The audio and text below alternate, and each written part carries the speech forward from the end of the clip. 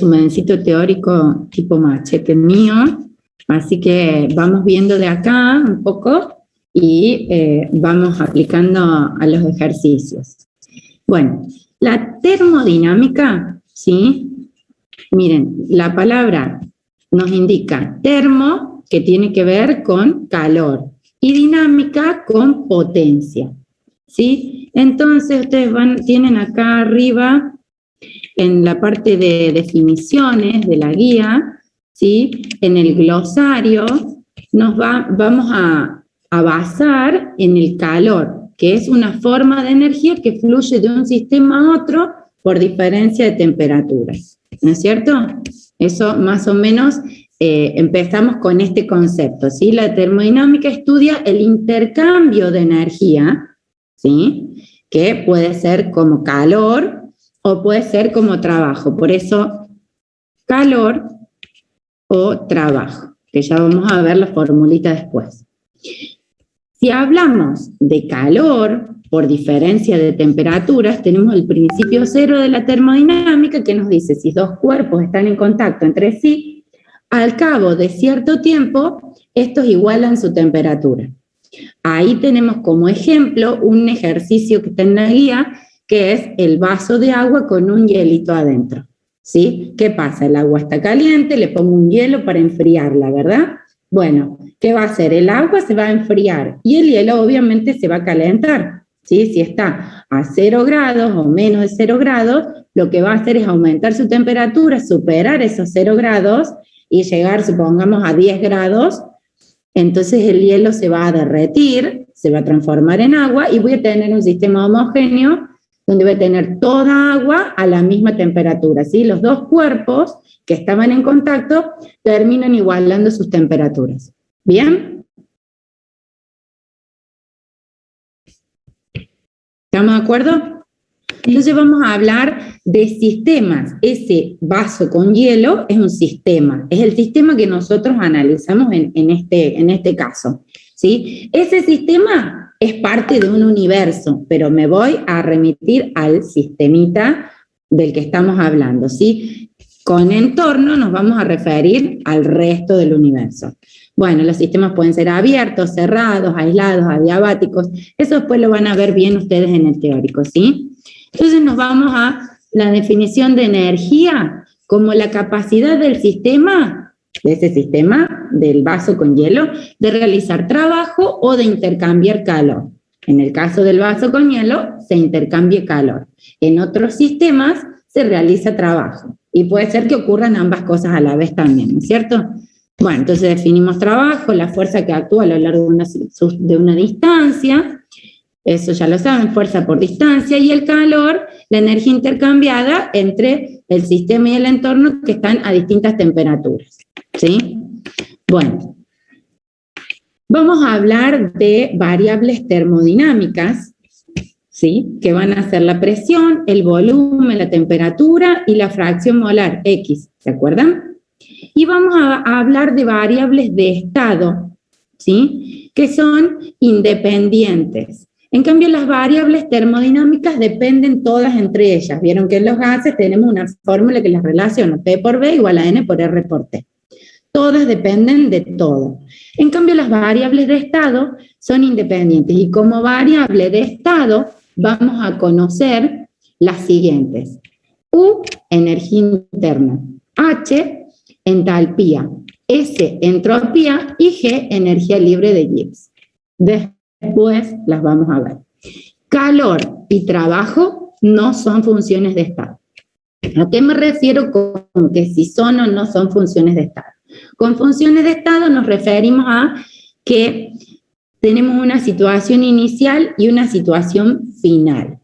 Por ejemplo, en una reacción de combustión. En una reacción de combustión tenemos el estado inicial, mis reactivos, transcurre la reacción, combustionan mis reactivos y tengo ahora productos. La energía que interviene en esa reacción de combustión la vamos a llamar H, entalpía.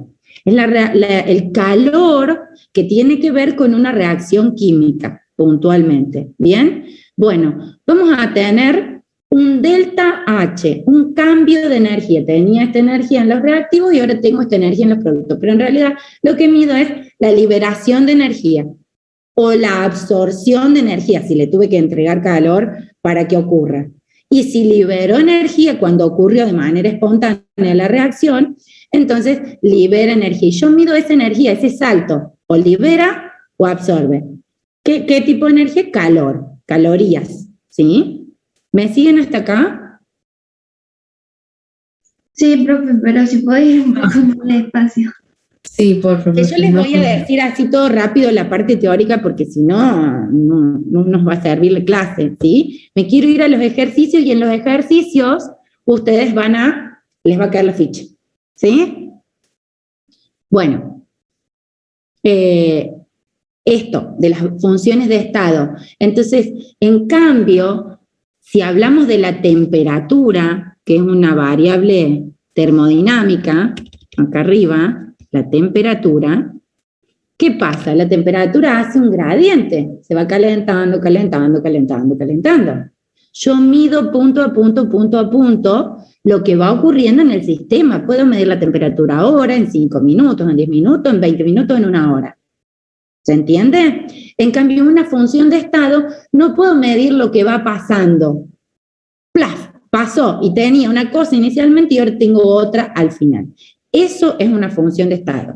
Y estas son las funciones de estado que nosotros vamos a ver, ¿sí? El calor y el trabajo no son funciones de estado, porque yo puedo ir midiendo, si va cambiando la temperatura, el calor que va liberando, por ejemplo, o el calor que va absorbiendo, ¿sí? Pero no es lo mismo que la entalpía, porque la entalpía es un calor a presión constante, es una condición que debe cumplir, ¿sí? No importa.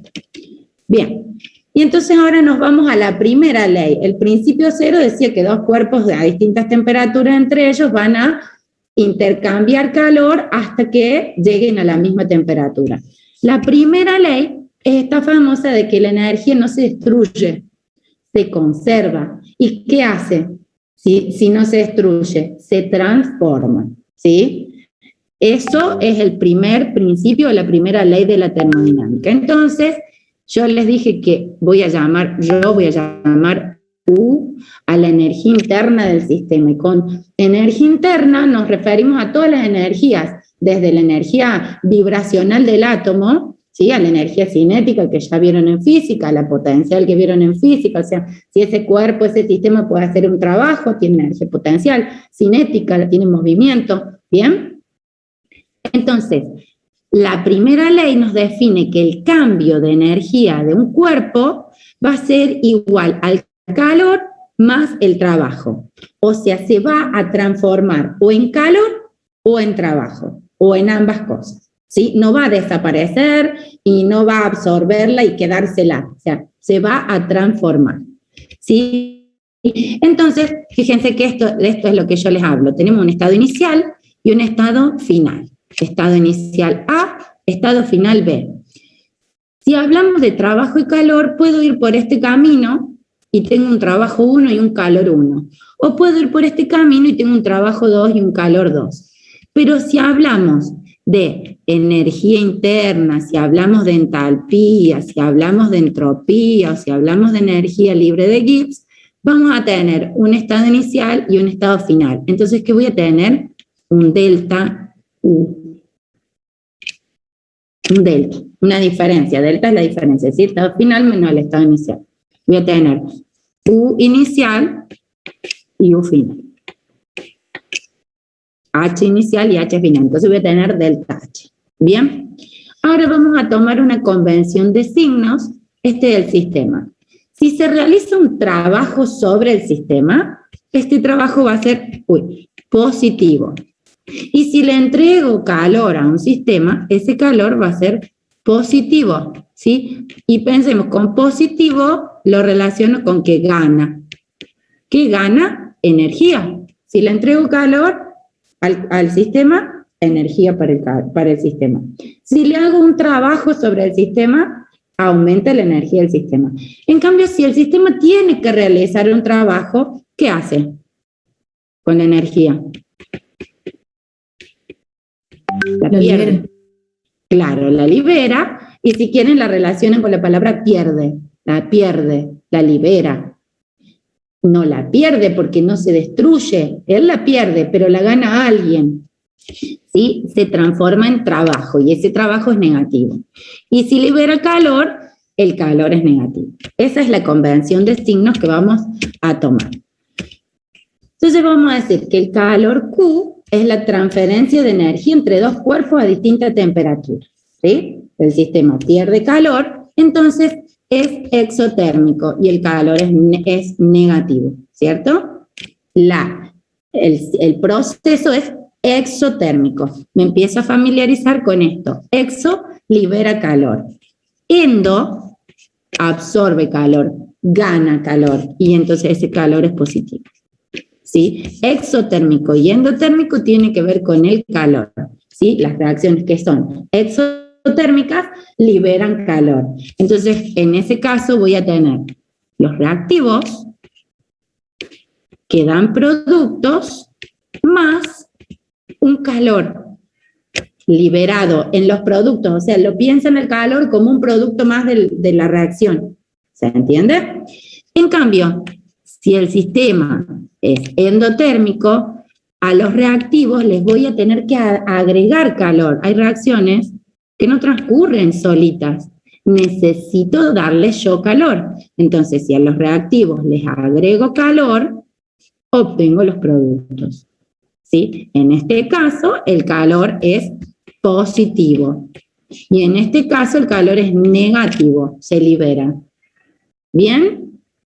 Por ejemplo, el paso de estado sólido a líquido, de líquido a vapor, ese camino es de calentamiento, de aumento de la temperatura. A mi sistema debo entregarle calor para que ocurran esas transformaciones físicas. Entonces es un proceso endotérmico. Aumento la temperatura, entrego calor al sistema. Si hacemos el camino inverso de vapor a líquido y de líquido a sólido, vamos a disminuir la temperatura. Lo tengo que enfriar. Entonces le quito calor al sistema, el sistema va a liberar calor. El vapor va a liberar calor al enfriarse y transformarse entonces en líquido. ¿Se entiende? Sí, profe. Bien. Vamos a usar dos formulitas de calor, dependiendo, esperen que busco, dependiendo de si hay cambio de estado o si no hay cambio de estado. Con estado me refiero a esta, la transformación física de vapor a líquido, líquido a sólido, sólido a líquido. Si hay cambio de estado, si hay cambio de fase, vamos a hablar de calor latente, ¿sí? Y se va a calcular como la masa de sustancia por esta constante que se llama calor latente, ¿sí? Que es el calor que necesito entregar o que el sistema libera por gramo de sustancia, ¿sí? Entonces, ahí lo tienen en la definición. Por ejemplo, el calor latente del agua, cuando funde, bueno, estoy tocando en cualquier lado, tengo el táctil, entonces por ahí le erro al espacio donde tengo que ponerle. El calor latente de fusión del agua para que el agua funda, o sea, si funde pasa de sólido a líquido, ¿verdad? ¿Qué va a hacer la temperatura? ¿Va a aumentar o va a disminuir? Va a aumentar. Aumenta la temperatura. Entonces, si aumenta la temperatura, le entrego calor al sistema. ¿Sí? Le voy a tener que entregar un calor positivo, porque le entrego 80 calorías por cada gramo de agua sólida. Cada gramo de agua sólida, o sea, de hielo. ¿Bien? Y si no, en otras unidades, joule por gramo.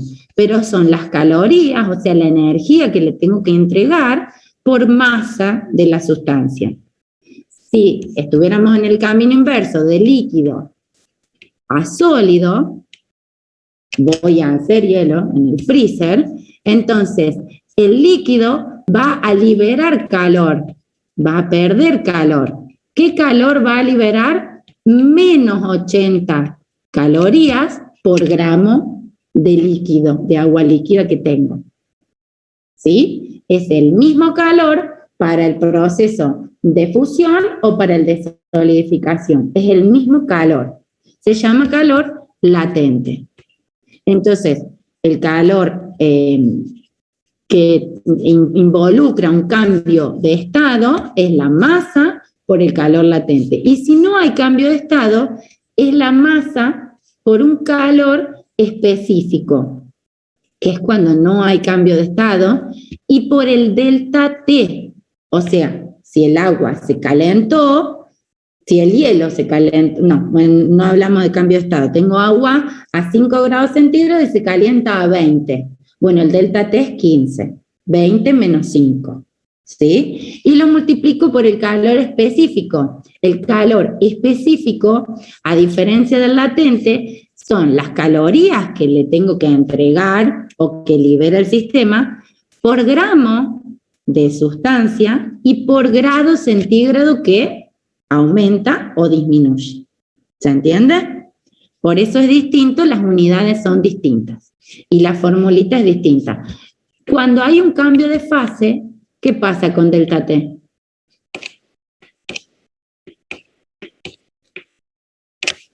Es 0. ¿Sí? Miren, en el anexo que está al final de las guías, anexo con tablas y datos útiles, ahí tienen, acá, la tabla 10, calores específicos y calores latentes de sustancias y temperaturas de fusión y de ebullición. Fíjense, yo marqué lo del agua. Agua. ¿Bien? Tenemos temperatura de fusión 0 grados, ¿no es cierto? Hielo es la misma sustancia, temperatura de fusión 0 grados. Vapor de agua, temperatura de fusión 0 grados. De ebullición 100, 100 y 100. ¿Sí? La temperatura de fusión y de ebullición de la sustancia va a ser 0 y 100. Más allá de que tiene estado líquido sólido, ¿qué va a hacer esa sustancia? Ahora acá tenemos el calor específico. Con calor específico, ¿a qué nos referíamos? A cuando hay un delta T. Entonces, fíjense, si esta fuera la curva de calentamiento del agua, ¿sí? Va aumentando la temperatura a lo largo del tiempo. Tengo mi sistema en estado sólido, luego en estado líquido y luego en estado vapor. ¿Sí? Eso lo vieron en la unidad 4, ¿sí? de estados. El sólido se va calentando, va aumentando la temperatura a lo largo del tiempo, ¿cierto? Entonces va aumentando su temperatura. Bueno, cada delta T que ocurre en esta etapa involucra a este calor específico del sólido. O sea, si yo voy a calcular el calor acá, voy a hacer con verde, el calor en esta parte va a ser la masa de sustancia que yo tengo por el calor específico del agua sólida por el delta T. El salto térmico que ocurre si estoy calentando, bueno, 30 menos 10, 50 menos 30. Los saltos térmicos que voy leyendo en realidad es por cada gradito centígrado. Eso está indicado en el calor específico. Y ese calor específico del hielo va a ser este, 2,09. Calor específico del sólido. Cuando yo quiero calcular el calor en esta etapa, cuando el líquido se calienta, el calor lo voy a calcular como la masa de líquido que yo tengo por el calor específico de ¿quién?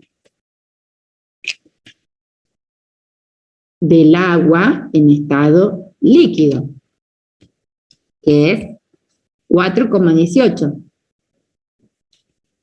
por el delta T que esté midiendo en ese momento. Y acá lo mismo, solo que con el calor específico del vapor.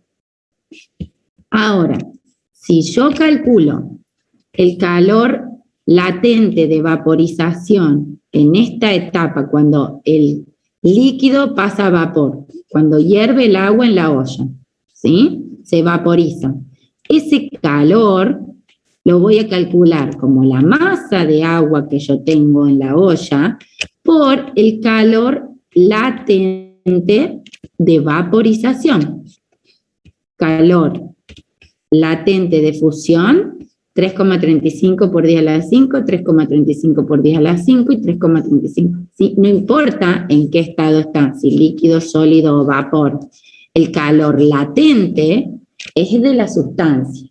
Tengo dos, el de fusión y el de vaporización. ¿Sí? El de fusión y el de vaporización. Acá tendría que usar el de vaporización, 2,26 por 10 a la 6 joule por kilogramo. Ven que acá no está el grado centígrado. Porque, ¿qué pasa? Los cambios de fase ocurren ¿a qué temperatura?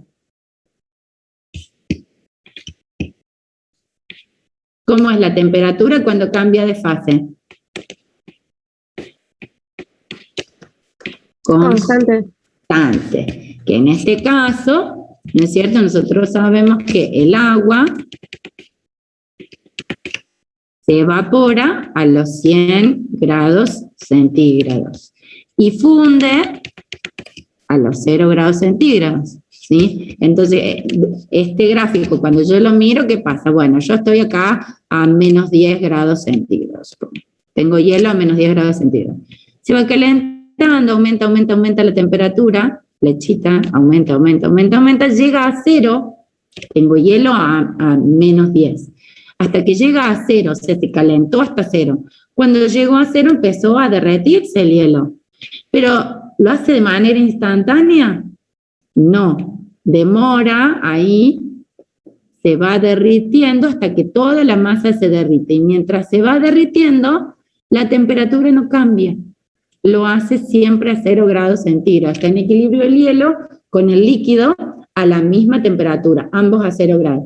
Cuando toda la masa ya es líquida, ahí recién el líquido se empieza a calentar y aumenta su temperatura hasta llegar a 100 y se empieza a evaporar, ¿sí? Entonces, en este proceso en el cual el hielo se calienta hasta llegar a 0, tengo este calor, ¿sí? Que depende del salto térmico. Cuando llega a 0 y se derrite, funde, voy a tener un calor como este, que va a ser la masa por el calor de fusión en vez de vaporización. Acá es el de vaporización, y acá es el de fusión.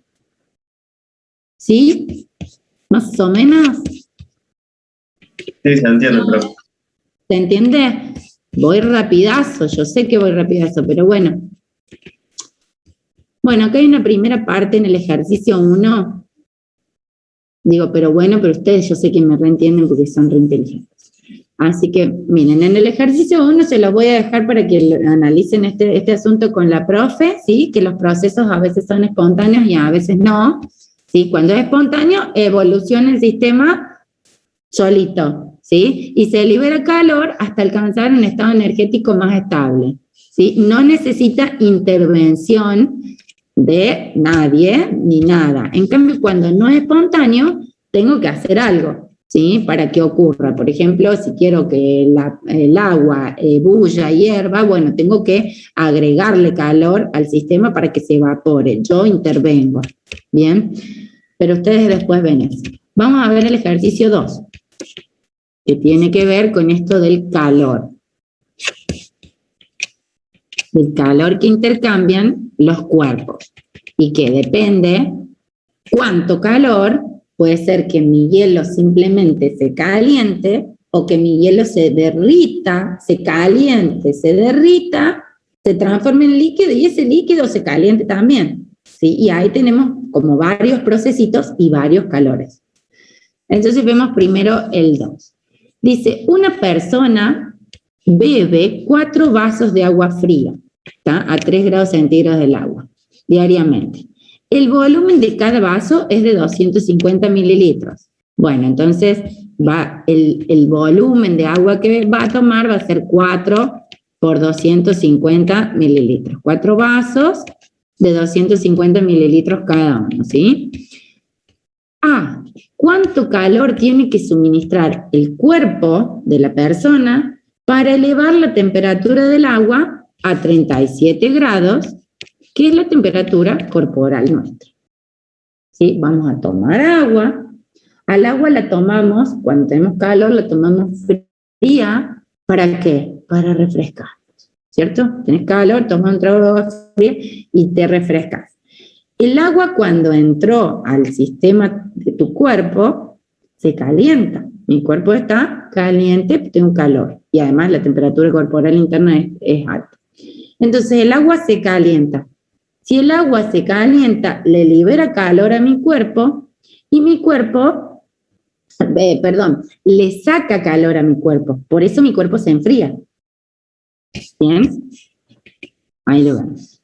Entonces, dice que toma 4 vasos de agua de 250 mililitros cada uno y el agua tiene una temperatura inicial de 3 grados y una temperatura final de 37 grados. Este es el delta T del agua que yo bebí. Hay un delta T. Y ahí me pregunto, ¿hay cambio de fase? No, porque si yo voy a la tabla, más allá de que sea agua y no hace falta ir a la tabla, pero la temperatura de fusión es 0 grados y la de ebullición 100. Estoy entre 0 y 100. Estoy. ¿En qué etapa estoy? No. Borro. Y hago mi dibujito, mi gráfico de calentamiento. Esta es la parte del sólido que se calienta. El sólido que se derrite o funde. Y luego el líquido que se calienta, ¿cierto? Bueno, si esto es 0 grados y esto es 100 grados, ebulle a 100, entonces el proceso que ocurre acá, que es un calentamiento desde los 3 grados hasta los 37 grados, ¿sí? No tiene cambio de fase, porque no paso por ninguna temperatura donde ocurre cambio de fase. ¿Se entiende? Entonces, este es el delta T y este es el delta Q.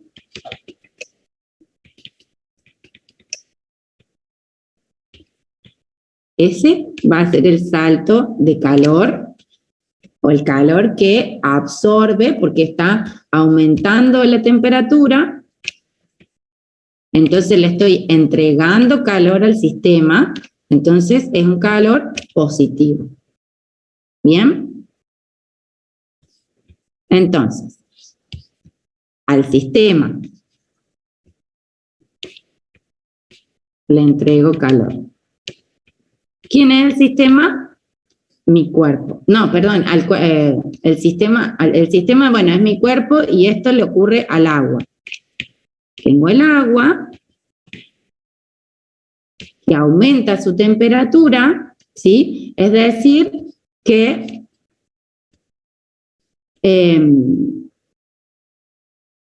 pierde calor. Lo vamos a hacer así. El agua. O sea, profe, el calor que recibe el agua es positivo, pero el calor de nuestro cuerpo es negativo. El agua pierde calor, pero mi cuerpo lo absorbe. Ay, sí, pará. El agua. Eso que dijiste vos. El agua. Ayúdame, me trabé yo. O sea, nosotros perdemos calor, entonces nuestro calor es negativo. Pero el calor que recibe el agua es positivo porque es la que se calienta. Ahí está, la flecha tengo que hacer al revés. El sistema mío le entrega calor al agua para que aumente su temperatura. Entonces el agua, ¿sí? El cuerpo tiene que dar energía para que aumente su temperatura. Entonces el signo del calor, acá está, el signo del calor va a ser negativo. Y para calcularlo, entonces, bueno, tenemos la masa del agua, 250 mililitros, la vamos a considerar que 1 mililitro equivale a 1 gramo. ¿Se acuerdan que habíamos visto que la densidad del agua cuando no está dada es 1 gramo por mililitro, que en general es 1 gramo por mililitro? Entonces en este caso hago la equivalencia, que 250 mililitros son 250 gramos. Entonces la masa de agua que ingiere mi cuerpo son 1000 gramos, que son 1000 mililitros. Bien, eso por un lado. Tenemos la masa de agua que tomamos. El calor específico. Acá no tenemos calor latente, sino que tenemos calor específico. El latente es para cuando hay cambio de fase. Entonces, el específico del agua lo vamos a buscar en las tablas. Calor específico del agua. Pero esa tabla la tenemos nosotros porque no la encuentro. En el anexo. Sí. Ya la encontré. Sí. Bien. El calor específico del agua, 4,18. A ver, 4,186 joule por gramo por grado centígrado. El calor específico es en función de los grados centígrados porque hay un delta T. Bien, entonces el calor lo voy a calcular como la masa, que es 1000 gramos, por el calor específico, que lo saqué de la tabla, por el delta T, que es 37 menos 3. Temperatura final menos temperatura inicial. ¿Sí? En grados centígrados, de acuerdo a las unidades del calor específico. Me da un valor en joules, se cancelan los grados centígrados, se cancelan los gramos, ¿sí? Y me queda el calor en joules, que lo puedo pasar a kilojoule, que es el valor que está dado en la tabla, y entonces lo divido por 1000. Pero este calor que obtengo yo, al ser con los datos, ahora va a quedar claro el calor positivo y el negativo. No, a mí por ahí se me hace unos líos, y más si estoy hablando ahí medio, si lo pienso yo tranquila, no me enredo tanto. Entonces, si estamos hablando del agua, el agua aumentó su temperatura, entonces el calor es positivo con respecto al agua. Pero la pregunta me dice, ¿cuánto calor tiene que suministrar el cuerpo? O sea que tenemos que dar el calor que el cuerpo le entrega al agua, ¿sí? Porque el agua gana calor, vamos a poner acá al lado la palabra gana calor, por eso un calor positivo, pero gracias a quien lo gana, a costa del cuerpo que le entrega estas 142,3 kilojoules, ¿sí? Entonces, el cuerpo tiene que dar energía al agua, entonces por eso el resultado que doy es menos Q. ¿Bien? O sea, profe, que se calcula todo igual como si fuera el calor que va a ganar el agua, nada más que lo ponemos negativo porque es lo que cede el cuerpo.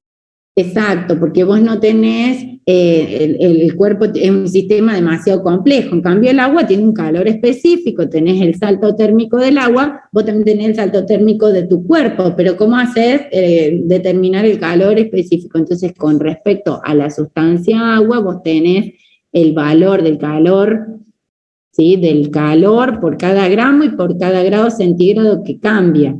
Entonces usás los datos del agua, porque es el mismo calor, como decimos, de acuerdo a los principios de la termodinámica, el calor que un cuerpo cede, lo absorbe otro, ¿sí? Se intercambia calor y no se pierde nada. Entonces, eso directamente, el calor que gana el agua es el calor que le entregó el cuerpo.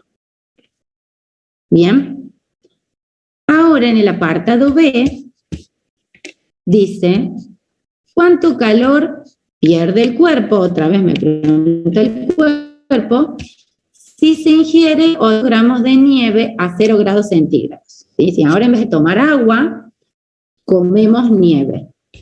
Lo mismo, va a ser el calor que pierda el cuerpo. Entonces, el dato, la nieve está a 0 grados centígrados. ¿Qué voy a tener que hacer acá? Este grafiquito. Primero, la nieve que está, bueno, este está hecho distinto.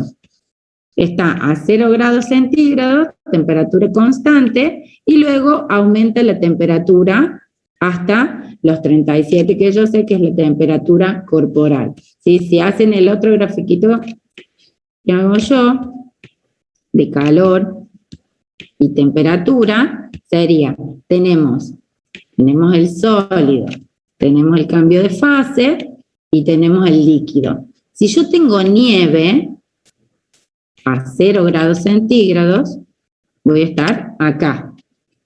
A 0 grados centígrados, lo primero que va a hacer la nieve cuando entra en mi cuerpo es derretirse. Entonces voy a calcular acá un calor con el calor latente de fusión. Con esto voy a calcular el calor. Y luego ese hielo que ya se transformó en líquido, directamente en mi boca, se va a calentar en mi cuerpo hasta los 37 grados. Pongamos que es acá. Bueno.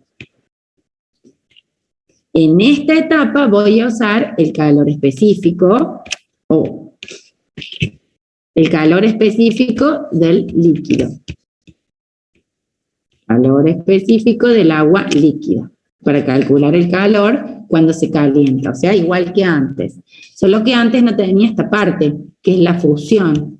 En este gráfico, lo que tiene distinto es que grafican temperatura a lo largo del proceso, vendría a ser a lo largo del tiempo.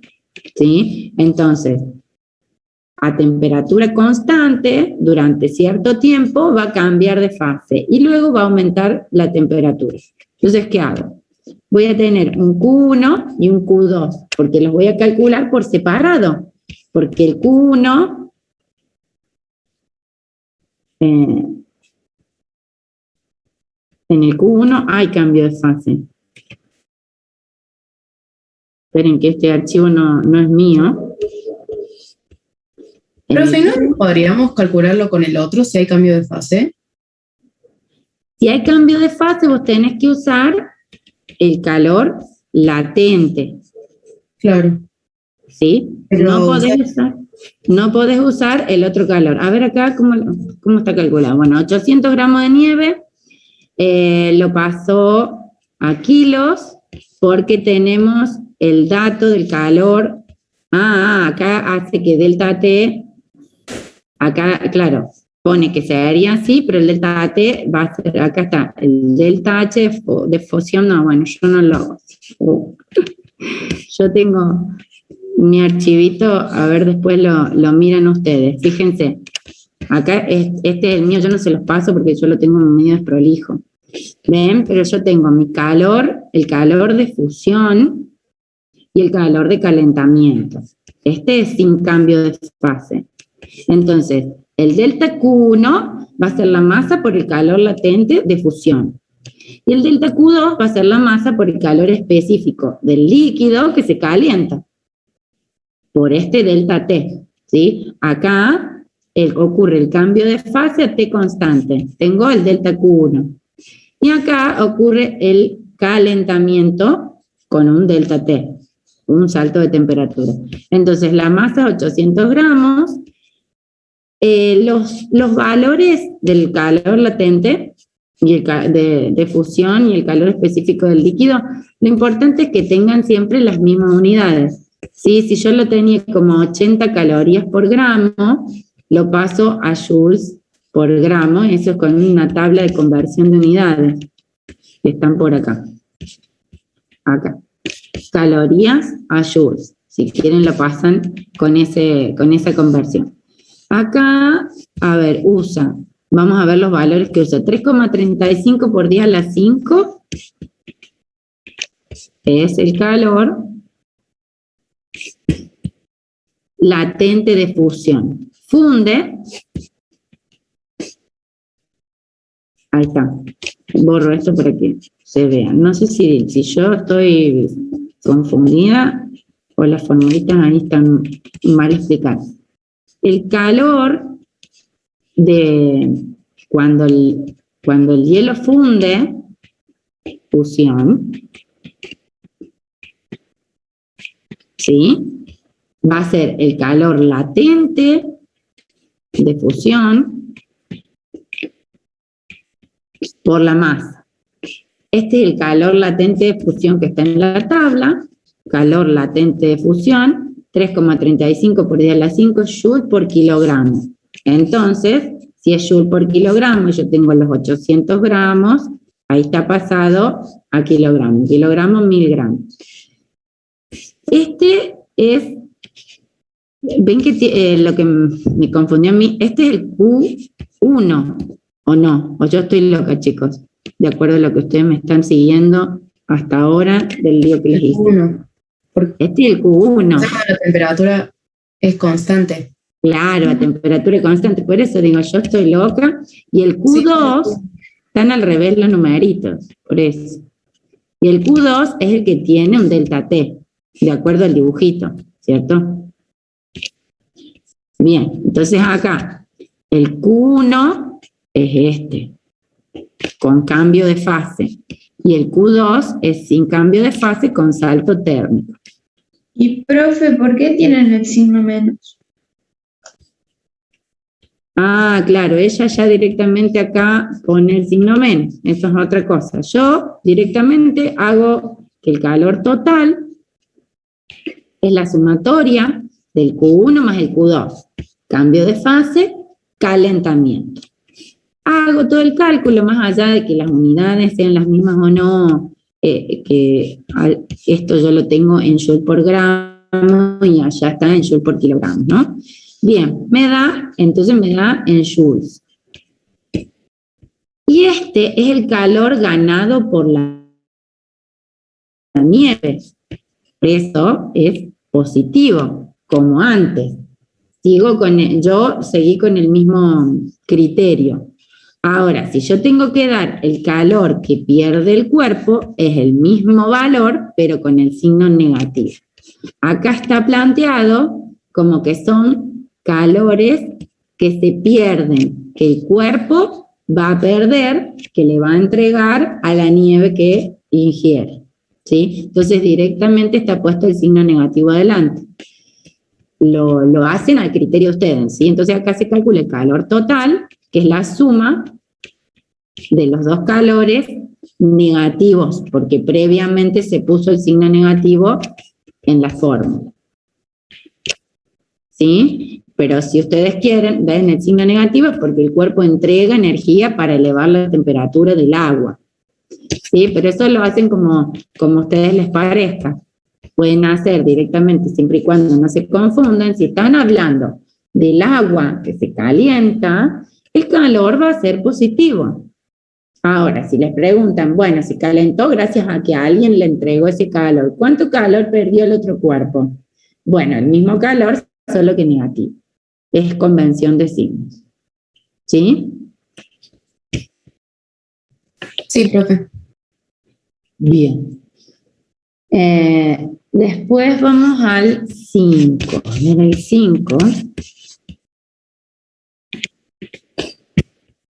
dice, ¿cuánta energía se libera cuando se enfrían 50 gramos de plomo desde 150 a 50 grados centígrados? Si el plomo disminuye su temperatura, se enfría desde 150 a 50. Y dice, si su capacidad calorífica molar promedio en este intervalo de temperaturas de 6,42 calorías mol grado centígrado. Bien, me habla de plomo y me dice que se enfría de 150 a 50. Me voy a la tabla y voy a tener el plomo porque me van a preguntar sobre algún material que tengamos el dato, y si no lo tenemos en la tabla me van a dar datos, porque lo primero que tengo que ver, que seguro que a 150 el plomo está en estado sólido, pero por las dudas me fijo. ¿Cuál es la temperatura de fusión del plomo? 327. Bien, entonces sí, estoy en mi gráfico. Sólido, funde, líquido. Estamos hablando del plomo. Y para mí esto es calor y esto es temperatura. A medida que se calienta va absorbiendo calor. Entonces, si funde a 327 grados centígrados, pasa de sólido a líquido, entonces mi salto térmico, que es entre 50 y 150, ¿sí? No voy a tener cambio de fase. De eso me tengo que asegurar. De qué pasa con el calor que absorbe o que libera. Si interviene cambio de fase o no para poder hacer el cálculo del calor liberado o absorbido. Entonces, en este caso, absorbe calor, gana calor, no, perdón, se enfría. Dice que se enfría desde 150 a 50, o sea que la flechita vendría para abajo. Desde 150 hasta 50 grados centígrados. Va a liberar calor. ¿Cuánta energía se libera cuando se enfría? Bien, entonces vamos a ver si está por acá el 5. Bueno, acá está hecho que desde 150 baja la temperatura a 50 grados centígrados. Ese calor, tengo 50 gramos de plomo, este salto térmico, y el calor específico me lo da. Si no, va a ser calor latente, de fusión o de vaporización. No hay cambio de fase. Va a ser un calor específico. Yo tengo calor específico del plomo, 0,13 joules por gramo por grado centígrado. Pero acá me da 6,42 calorías por mol por grado centígrado. Me da un calor específico molar, una capacidad calorífica molar, por mol en vez de por gramo. ¿Sí? Es simplemente en la unidad de masa en la que la estamos analizando. Entonces, el calor lo voy a calcular como, yo sé que se calcula como por M, por calor específico, por el delta T, pero esta masa no la tengo en masa, sino que la tengo en moles. Entonces vendría a ser N por el calor específico molar por el delta T.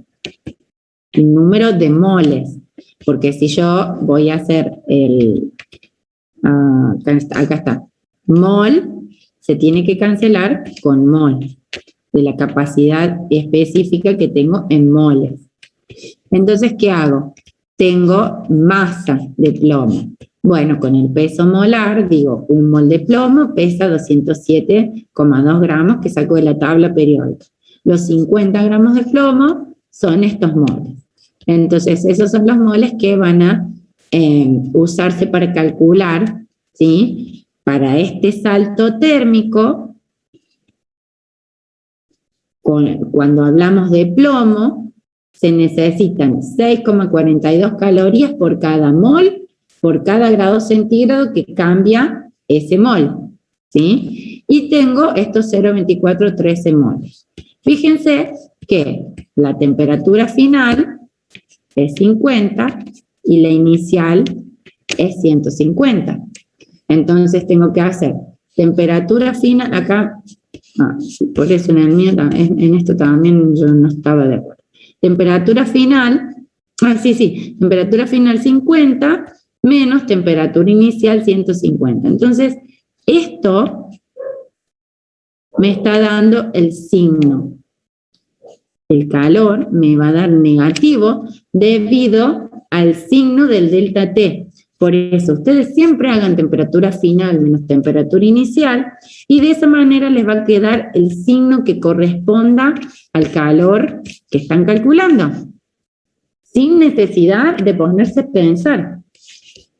Anteriormente, el agua, acá, ¿sí?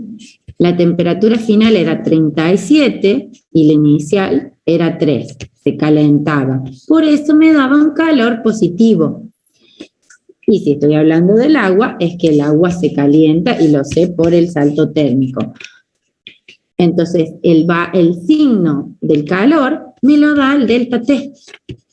¿Sí? Si ahora después me pregunta cómo fue que ganó ese calor, porque se lo entregó otro cuerpo, ahí yo cambio el signo. ¿Sí? Pero siempre el signo del calor va a estar dado por el delta T. Entonces ahí les da el calor negativo, que es el calor que libera el plomo para enfriarse. ¿Bien?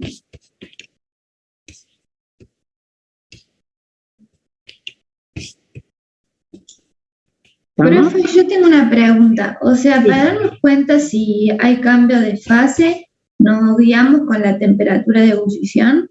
Claro, temperatura de fusión y de ebullición, ¿sí? Como yo les decía recién, acá hice el dibujito, bueno, está medio feo, ¿sí? Pero si hacemos el dibujito del agua.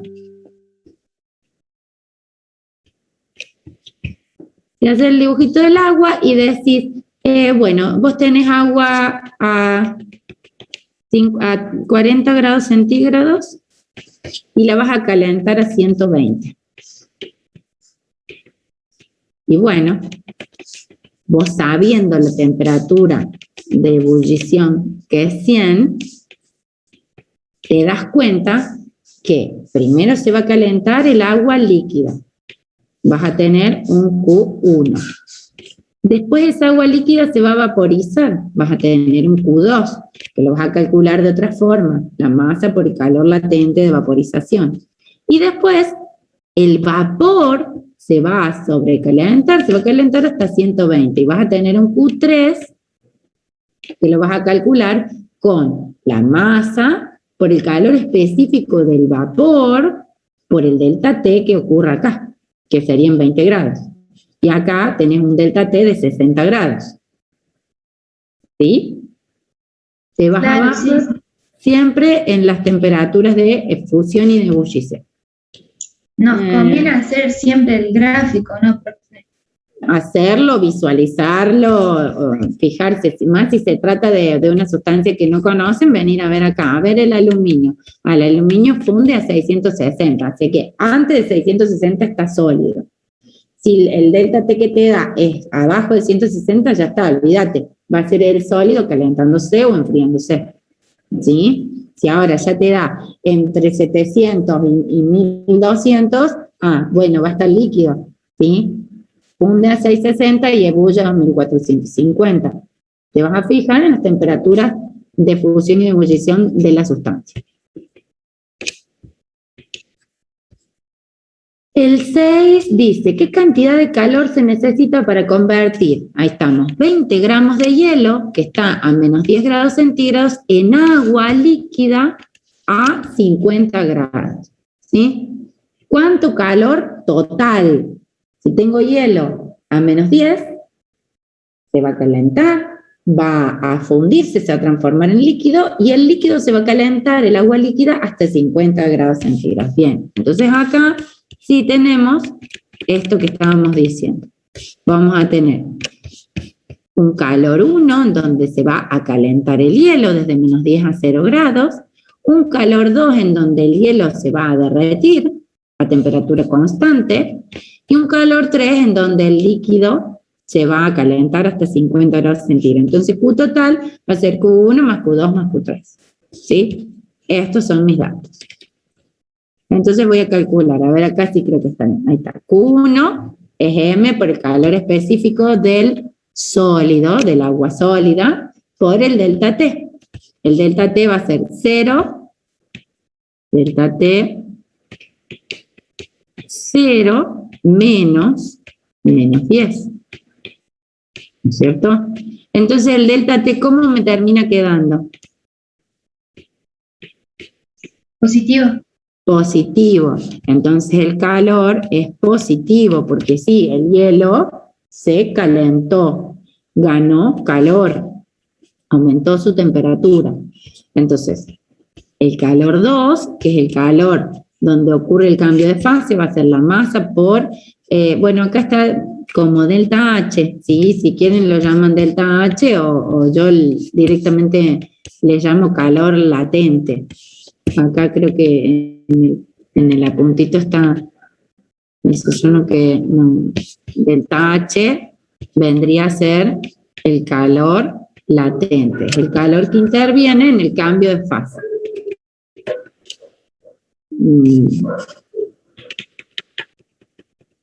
Entonces, el Q2, M por el calor latente, acá está delta H de fusión, calor latente de fusión. Es lo mismo, depende cómo lo quieran llamar. Entonces, la masa, que son los 20 gramos, como el calor latente está en kilogramos, bueno, pasamos la masa a kilogramos, y el Q2 es 6.700 joules. También positivo porque se está fundiendo, está aumentando la temperatura. Y el calor 3 es donde ocurre el salto térmico de calentamiento entre 50 y 0 grados centígrados. Acá. Entonces, T final 50, T inicial 0, T final menos T inicial. El calor resultante es positivo. Y este es el calor específico del líquido. Específico del líquido. Bien, que lo tienen acá. Agua líquida, 4,186. 4,186 joules por gramo por grado centígrado. Entonces, el calor total es la suma de esos tres calores, ¿sí? Y son 11,304 kilojoules. Que la pregunta es qué cantidad de calor se necesita para convertir.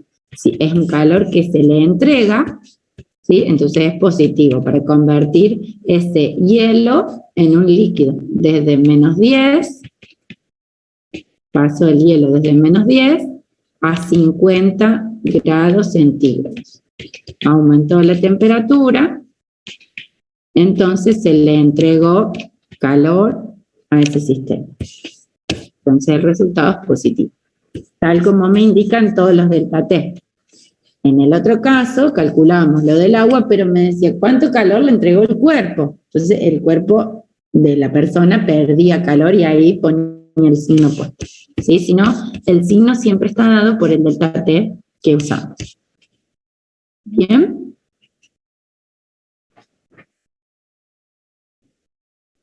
Sí, profe.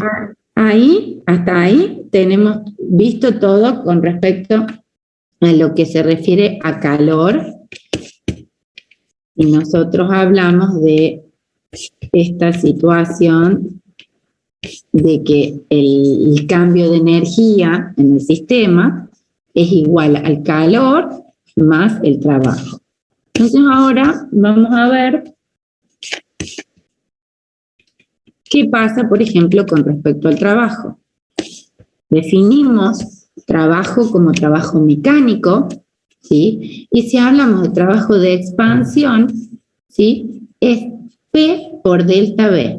Esa es la definición de trabajo si hablamos de expansión, en vez de hablar de fuerza por distancia. Este va a ser el trabajo al cual nosotros nos vamos a referir. Nos vamos a referir a eso porque vamos a hablar de las variables termodinámicas, porque estamos en química. Entonces, este trabajo es P por delta B, siempre y cuando la presión sea constante, si no tendría un delta P. ¿Sí? El trabajo definido a presión constante es P por delta B. Y es negativo porque es de expansión. Y ahora vamos a ver un ejemplo. ¿Siempre es negativo, profe? Cuando es de expansión, si es de compresión, es positivo. Ahí lo vemos, no está resuelto en está resuelto acá. Y es el ejercicio 9.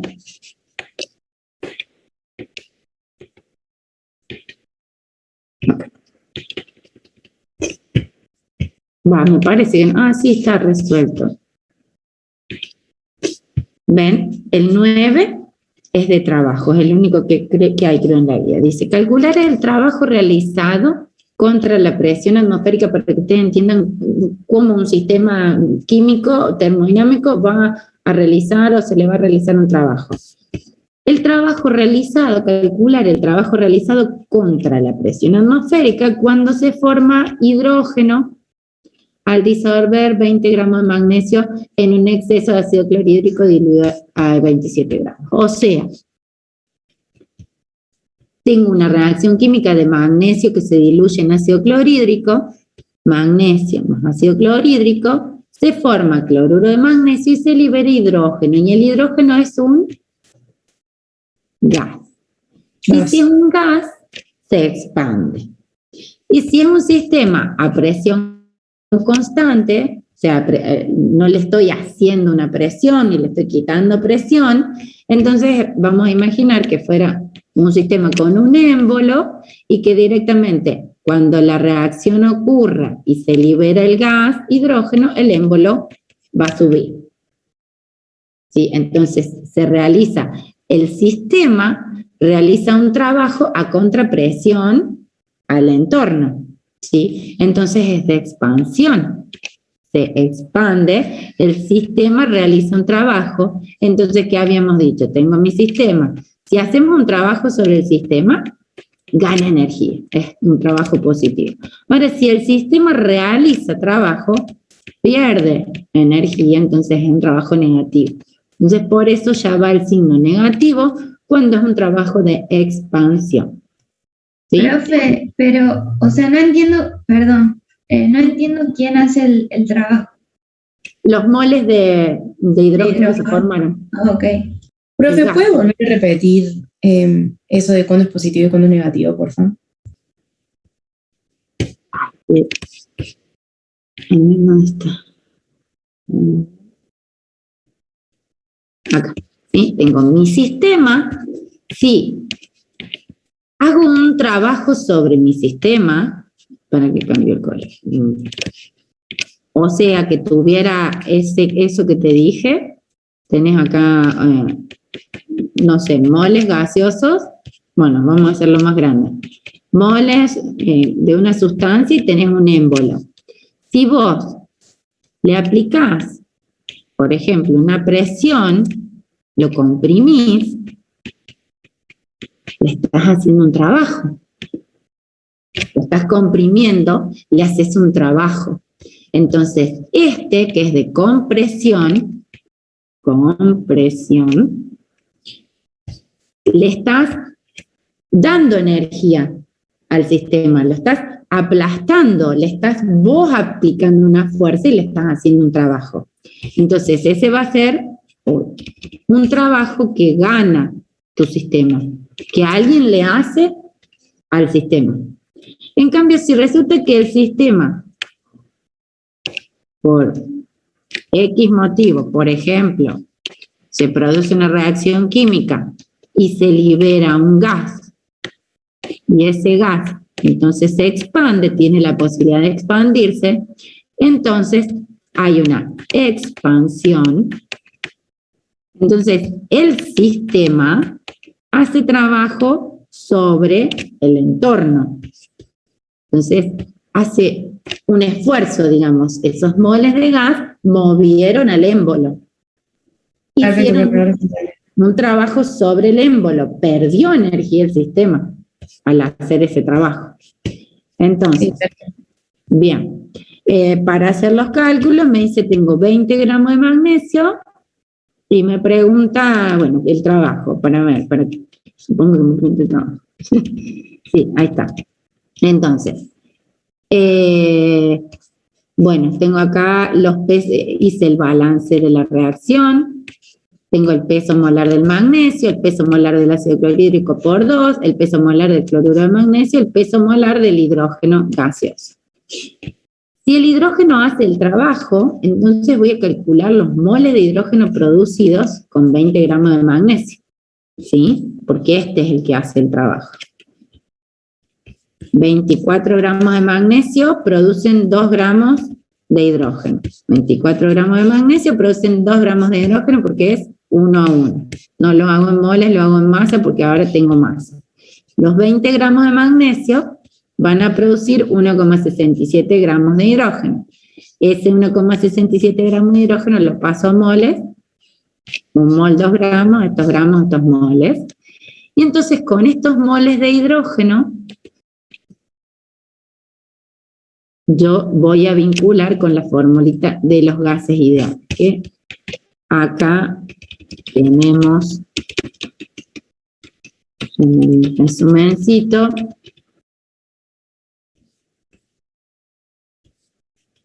Vamos a continuar con esta parte. Dijimos que trabajo es menos P por delta B. Y que el delta U es calor más trabajo, ¿cierto?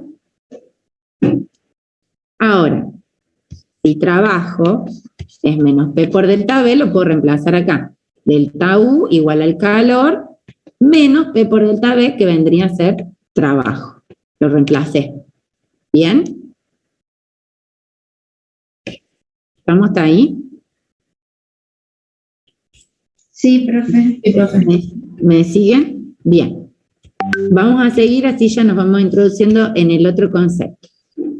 Si el trabajo es 0, significa que el volumen se mantuvo constante. Este delta B me dio 0, no hay delta B, entonces el trabajo es 0. Entonces en ese caso, nuevamente, si delta U es Q más trabajo, si el trabajo es 0, chao trabajo. Entonces el cambio de energía va a ser solamente equivalente al calor. Y ahí es cuando vamos a hablar de la entalpía H, ¿sí? Que es el calor a presión constante, porque veníamos con esta condición de presión constante. Entonces, el cambio de energía es igual al calor a presión constante, que ese calor a presión constante vendría a ser delta H, más el trabajo, que dijimos que era menos P por delta B. Me queda esta fórmula. Despejo y me queda la fórmula de delta H. Ese delta H es un calor, como decimos acá, que ocurre a presión constante y que lo vamos a vincular con situaciones de reacción. Endotérmica, si delta H es positivo; exotérmica, si delta H es negativo, lo mismo. Positivo gana calor, es endotérmico. Negativo, exotérmico, pierde calor. Ahora, llegamos. Si hablamos de gases, delta H, que es igual a delta U, más esto es P por delta B. Si aplicamos la fórmula de los gases ideales, P por B igual a N por R por T. ¿Sí? Entonces, ese P por delta B lo podemos reemplazar por delta N por R por T. La temperatura en nuestro sistema del émbolo la tenemos. R es la constante de los gases, el hidrógeno es un gas, y el delta N serían los moles, que acá aparece delta N en el caso de que hubieran moles de gas en los reactivos. Si hay moles de gas en los reactivos, hacemos moles de producto menos moles de reactivo. En nuestro caso, magnesio es un sólido, ácido clorhídrico es acuoso, el producto cloruro de magnesio es sólido y el único gas es hidrógeno. Por eso decimos que los moles de hidrógeno generados son los que realizan ese trabajo. Entonces, P por B igual a N por R por T, ecuación de los gases. Si P y T son constantes, P y T son constantes. El que varía es el volumen y los moles, que en este caso sería el inicial 0, no hay iniciales. El delta N es equivalente a los moles generados. Entonces me queda P por delta B igual a N por R por T. El que varía es el volumen. Entonces calculo el trabajo, que es menos P por delta B, lo puedo calcular como N por R por R por T. ¿Sí? Profe, pero ¿cómo sabemos que la presión y la temperatura son constantes? Porque no te está diciendo que te aplica presión o que no te está hablando nada y te dice que es a presión atmosférica, ¿sí? La presión no varía, lo que varía es el volumen, ¿sí? La presión se equilibra. Te dice que realiza un trabajo a contrapresión realizado contra la presión atmosférica, ¿sí? No es que hay una presión, si hay una presión, vos tenés el sistema y tenés acá una presión y punto, y de ahí no se puede mover, entonces no se va a poder expandir. ¿Qué va a pasar? Va a aumentar la presión adentro de tu sistema, porque se está aplicando una presión externa para que el embolo no se mueva, digamos. ¿Bien? Pero como no tenés el volumen y el trabajo en menos P por delta B, la presión atmosférica es 1, pero el delta B no lo tenés. Pero sí tenés la temperatura. Entonces vos aplicás la formulita de los gases y justamente haces el trabajo es menos P por delta B. Como no tengo esos datos, los datos que sí tengo son menos delta N por R por T. Eso se puede solo para gases. Sirve, se aplica solo para gases. Vengo acá. Para sólidos y líquidos no hay delta N, porque este delta N es de los moles de gases. ¿Se acuerdan? No, creo que todavía eso no lo vimos, ¿sí? Entonces, si delta N de gases es 0, todo esto es 0. ¿Sí? Porque los moles de líquido o de sólido no modifican el volumen o la presión. Los gases son los que se expanden. Entonces, en ese caso, la variación de entalpía del sistema va a ser simplemente igual a la variación de energía y no va a haber trabajo. Pero esto, más allá de eso, es para que ustedes se fijen que cuando hay gases, hay un delta N, y ese delta N es el que se usa para calcular el trabajo realizado o el trabajo que se realiza sobre el sistema. Bien, entonces ahí queda calculado. Acá me da en atmósferas litro por las unidades de la R, que es atmósferas litro sobre mol Kelvin. Entonces, uso un cambio de unidades que está acá en la tablita, en los anexos, acá. Tienen la conversión de calorías a joule y la conversión de atmósferas litro a joule. Atmósferas litro son unidades de energía también. Yo sé que les está quedando un montón de cosas en el tintero, pero ya van a ver el teórico y se van a sentir aliviados. Van a escuchar un montón de explicaciones de todo esto, seguramente, ¿sí? Yo tengo que remitirme a la parte práctica. ¿Profe? Sí. Una vez que veamos el teórico, ¿podemos repasar un poquito todo esto? Podemos. Ustedes vean el teórico el jueves, pero me hacen el favor de pegarle una mirada a los ejercicios. ¿Sí? No, le pegan una mirada a los ejercicios y hay, claro. Vienen el martes y me dicen, esto no me quedó, esto no me quedó y esto no me quedó. ¿Sí? El martes repasamos. Profe, disculpe, ¿qué era delta H? Porque delta U sí es la variación de energía, pero delta H es la variación de... Ahí vamos a delta H, porque justamente yo les decía, hicimos el ejercicio, hicimos los ejercicios 2, acá los tengo sectorizados en la guía para que ustedes se ubiquen. Estos son todos de calor, creo que los del medio también, por eso no los hacemos, ¿sí? Son similares. Estos tienen que ver todos con calor. Acá el 9 solito tiene que ver con trabajo. Y luego aparecen estos en violetita, que lo de violeta acá que yo subrayé porque estaba ese lápiz. Los violetitas tienen que ver con delta H. Y ahora vamos a hablar de delta H. Que yo les dije que delta H al principio, acá en mi resumencito, que la entalpía, delta H es H. Delta es porque medimos un cambio de entalpía. Es una función de estado.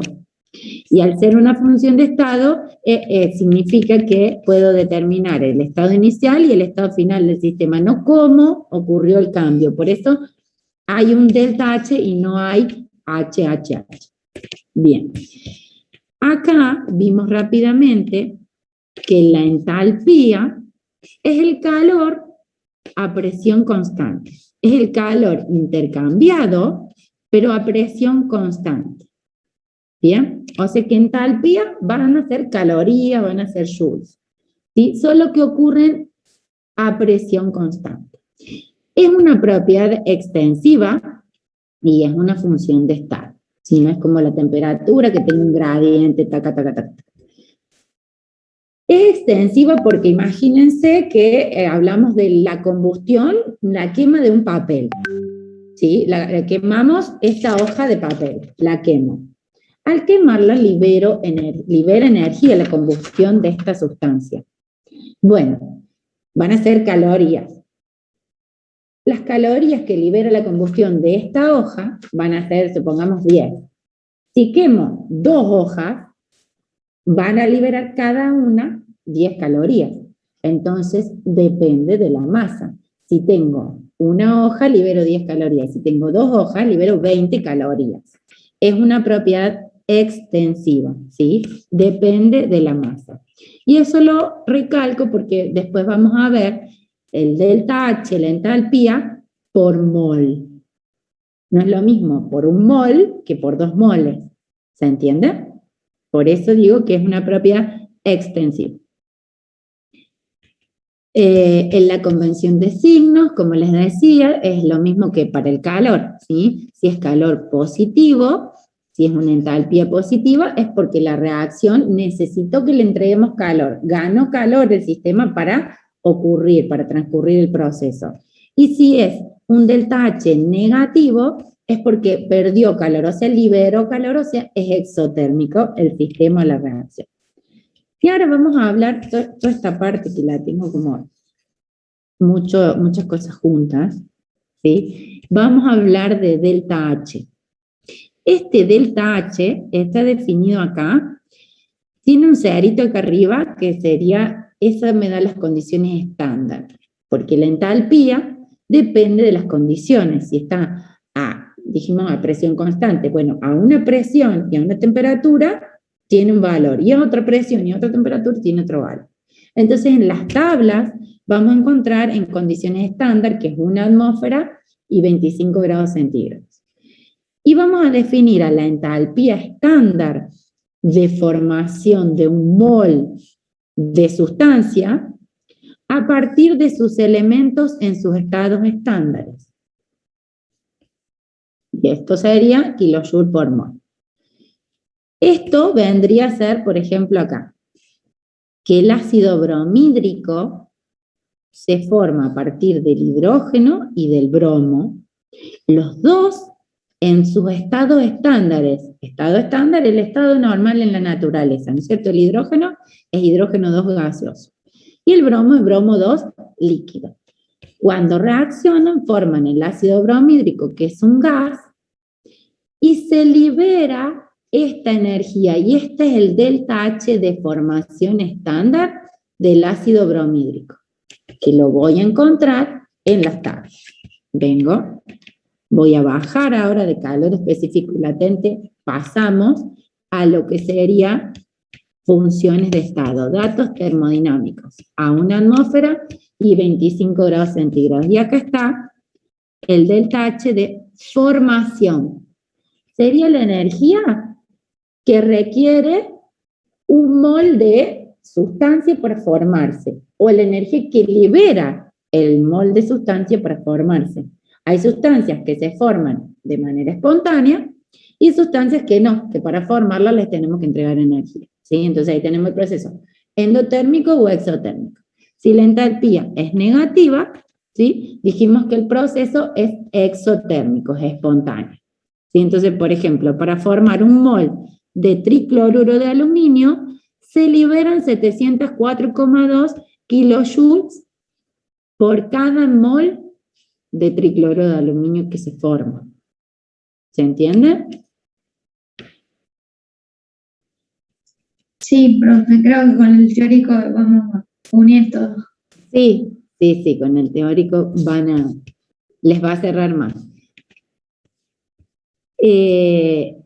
Lo que les quería decir, que a veces la ecuación ajustada no da la entalpía molar de formación de un mol. Miren, acá la ajusté, la balanceé con ese 2 de ácido bromhídrico porque tengo bromo 2, hidrógeno 2. Entonces, a ese delta H, que lo quiero buscar, en la tabla lo tienen por orden alfabético, aluminio, azufre, bario, ¿sí? Vamos al bromo. Bromo, ácido bromhídrico gas, menos 36,4 kilojoules mol. Menos 36,4 kilojoules por un mol. Entonces, en mi reacción, ese delta H que saqué de tabla, lo multiplico por 2, porque son los kilojoules que se liberan por cada 2 moles de ácido bromhídrico que se formaron. Bien, porque esto es por un mol en la tabla. Otra cosa a tener en cuenta, que la entalpía de formación de un elemento puro es 0. Y lo van a encontrar en la tabla. O sea, este hidrógeno para formarse no tuvo requerimiento ni liberación de energía. Hidrógeno más hidrógeno, hidrógeno 2, delta H 0. Eso lo van a encontrar, ¿sí?, en la tabla. Ahí está, bromo 2 en estado líquido 0. Bromo 2 en estado gaseoso 30. Porque como es estable, como líquido, cloro 2, entalpía de formación 0. Un cloro más otro cloro 2. Se forma de manera espontánea, entonces, y no libera ni requiere energía. Un sólido, cromo en estado sólido, entalpía de formación 0. Porque existe de esa forma en la naturaleza. ¿Sí? No se forma ni se destruye, existe así como está. Entonces, por eso se toma como valor 0 esa entalpía, porque por eso son delta H. Sería que para pasar de cloro gaseoso 2, que es estable, a ácido clorhídrico, hace este salto, menos 92. Tomo la referencia del 0, se toma la referencia del 0 para el elemento puro en estado estándar. Y si hablamos de una reacción, planteamos la entalpía de reacción como la sumatoria de las entalpías de los productos menos la sumatoria de las entalpías de los reactivos. Siempre entalpías estándar y de formación. Y cada entalpía multiplicada, como les mostré acá, por los moles. Ahora vamos a ver algún ejercicio. ¿Cómo es, profe, la suma de las entalpías de los productos menos la de los reactivos? Sí, y cada uno multiplicada por los números de moles. Perfecto. A ver, de nada. A ver. Vamos a ver primero el ejercicio 3, que es sencillito. Esto es una breve intro que yo les doy porque, como recién me preguntaste, ¿qué era H? Bueno, te dije un montón de cosas de H, tenés una sopa en la cabeza, pero bueno, vamos a ver solo el ejercicio 3 y cortamos acá, ¿sí? Que nos queda poquito tiempo, pero no quiero, o sea, después me demoro mucho yo con los otros ejercicios. Entonces, vemos el 3, dice, ¿qué cantidad de calor se desprenderá cuando se queman 10 gramos de hidrógeno? ¿Sí? La ecuación termoquímica indica que, y acá aparece el concepto de ecuación termoquímica, significa que es una ecuación química en donde hay involucrado calor, que es en la mayoría de las reacciones, o sea, absorbe o se libera. Hidrógeno más oxígeno, que me da agua, ¿sí? ¿Qué cantidad de calor se desprenderá cuando se queman 10 gramos de hidrógeno? Y acá me da el valor de 115 calorías liberadas por cada 2 moles de hidrógeno, ¿no es cierto? Está balanceado esto, en teoría. Entonces vengo En este caso, la ecuación termoquímica es una combustión, ¿sí? Porque yo acá les quería decir que vamos a hablar de delta H cuando hablemos de ecuaciones termoquímicas, que puede ser combustión, vaporización, fusión, formación de una sustancia, ¿sí? Son todas reacciones. De combustión tenemos la aplicación del ejercicio 3. De formación tenemos el ejercicio 8. ¿Sí? Entonces, venimos acá y tenemos la ecuación balanceada, tenemos los pesos, no es peso molar, el hidrógeno pesa 2 gramos, por 2 ya tenemos 4. 32 el peso molar del oxígeno, el agua pesa 18, por 2, 36. Es decir, que cada 4 gramos de hidrógeno, 32 de oxígeno, se obtienen 36 de agua, y se liberan 115,6 kilocalorías, ¿sí? Calor que se libera. Me pregunta cuánto calor se liberaría si tuviera 10 gramos de hidrógeno, regla de 3, simple. Simplemente, ¿sí? Entonces, 2 moles de hidrógeno liberan estas 115 kilocalorías. Y si quiero, acá abajo, como yo puse ahí, digo que esas calorías son por mol, pero ¿saben por mol de qué? No por mol de hidrógeno, porque es por 2 moles de hidrógeno. Entonces, ¿cómo lo escribo? Lo escribo por mol de reacción. De la reacción balanceada tal como está acá.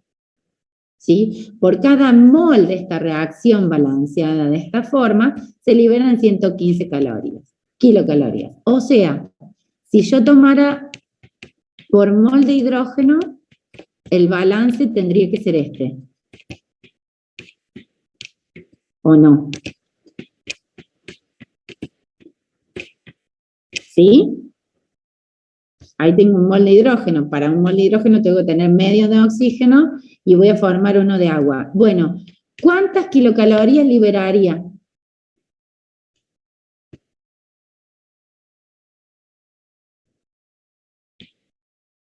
¿Cuánto sería? 115 dividido 2, 57.